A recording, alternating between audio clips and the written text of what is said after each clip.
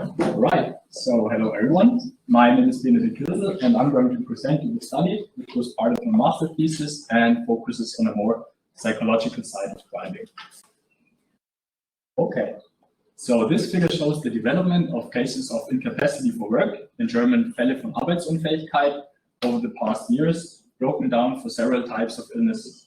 And what we can see here is that the mental illnesses in particular, which is the upper line with the circles in it, over the time became a more and more serious problem with a further increase in forecast, and this also counts for other kinds of illnesses.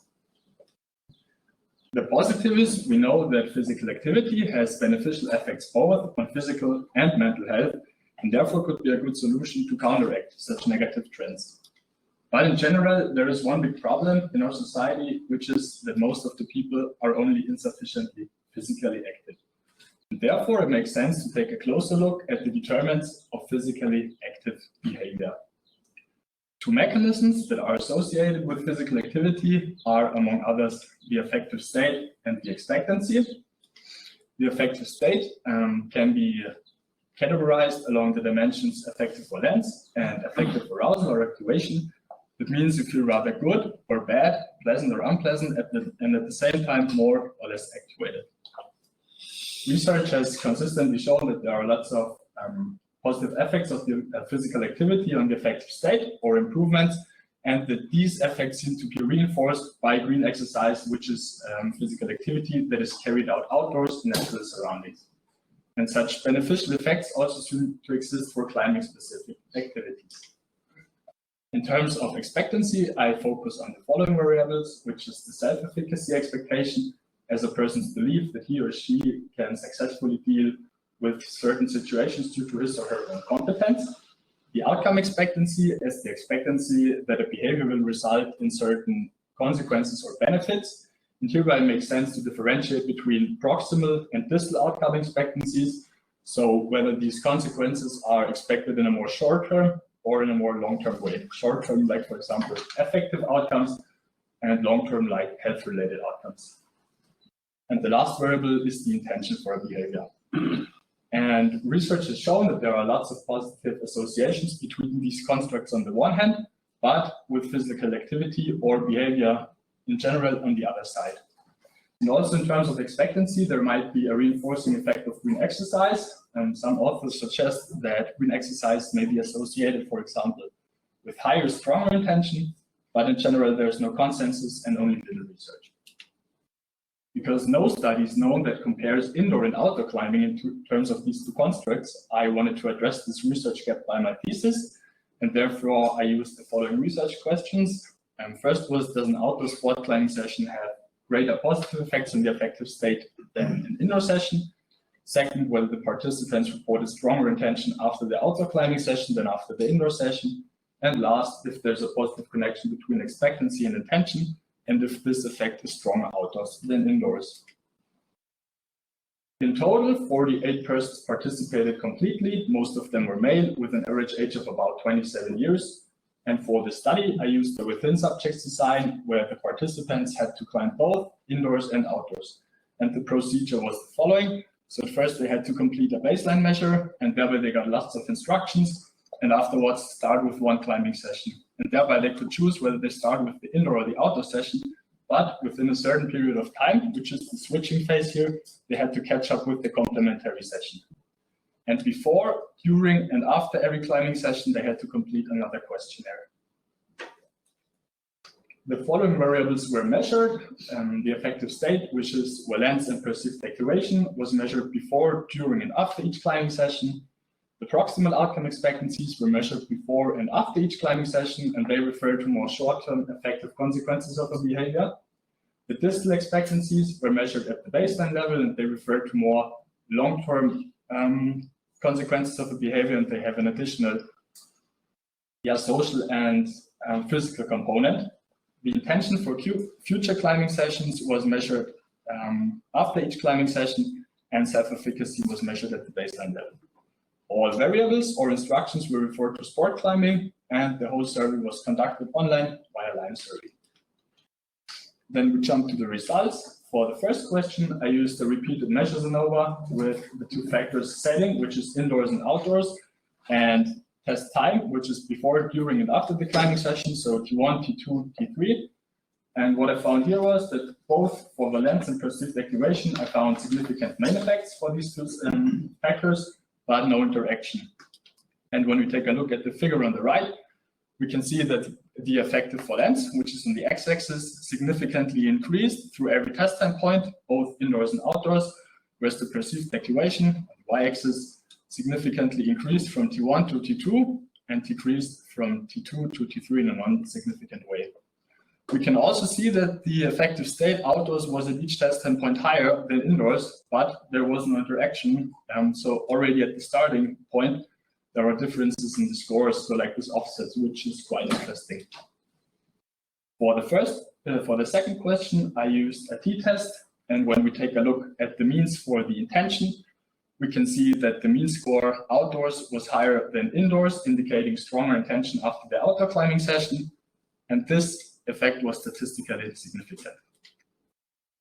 For the last question, the question I analyzed with multiple linear regressions, separate for the indoor and the outdoor session, and I included the predictor self-efficacy, distal outcome expectancies, and proximal outcome expectancies before and after the climbing session. The criterion variable were the intention, and what I found here was that the proximal outcome expectancies predicted the intention significantly, but only indoors, whereas outdoors, none of the predictors turned out as significant. And when we take a look at the explained variance, we can see that especially the outdoor model explained only little variance.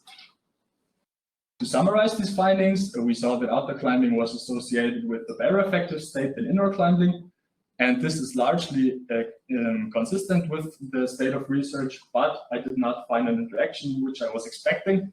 So as I told you, there was this offset in the starting scores. And the possible reason for this could be the access to the crack. So in order to get to the outdoor climbing area, you already have to do physical activity. And because you are already in natural surrounding, it means that you already have to do real exercise before you even start to climb, which could have been responsible for this offset. For the second questions, we saw that the participants reported stronger intention after the outdoor climbing session compared to the indoor session. Therefore, the hypothesis was confirmed, but in general in the literature, there's no consensus and further research will be necessary. We also saw that the proximal expectancies predicted the intention, but only indoors, which is only partly in line with existing research. Possible reasons could be that the scale I used to measure self-efficacy may have been less appropriate for sports climbing. Research also suggests that distal outcome expectancies in general seem to be less suitable predictors than, for example, proximal outcome expectancies. And as you might remember, the outdoor regression model explained hardly any variance, which leads to the conclusion that there might be other more appropriate predictors. Of course, there were some limitations. For example, I saw in the data that the instructions were not always strictly followed, which is kind of problematic.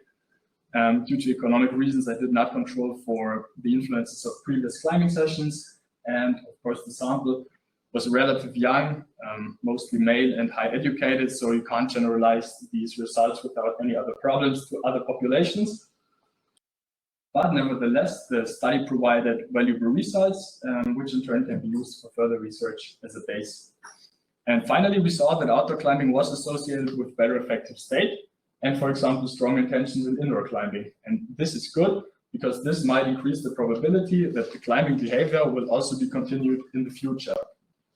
But nevertheless, and in the end, you have to say that indoor climbing also seems to be associated with a relative high effective state and relative high and strong intention. So yes, there was this difference between indoor and outdoor climbing, but this difference was not that big, and therefore indoor climbing seems to be a good alternative. So that's it from my side. I really thank you very much for your attention. And if you have any questions left, you can ask them now or write me an email. You'll find my address down there. And once again, thank you. Thank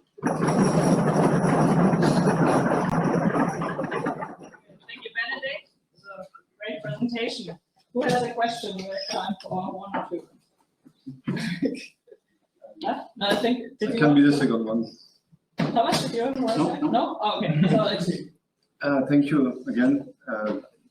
Very interesting topic. I used to work on indoor and outdoor comparison. And so my question is related to the task itself, because we know that both in indoor and outdoor you can climb bouldering, lead climbing. Yeah. It could be on site, it could be top rope. Yeah. Outside you can climb multi-pitches or one pitch. Yeah. So what kind of tasks do they have to practice to perform? Yeah, they had lots of instructions. So what I told them was the routes to climb. So it was two per session, 4 routes. So two routes before a break and 2 routes after a break, and therefore questionnaire T1, T2, and T3. And they had to do sport climbing with a rope, so no bouldering, and Was it top rope? no top rope. On site. Wasn't it? Yeah. So, and they had to choose the difficulty that they could climb it in a red point way. So without falling or without putting any pressure or resting. That was the instruction, but I saw it was not always strictly followed. I saw that the people, some of them fell into the rope, and yeah, of course this is problematic. Yeah.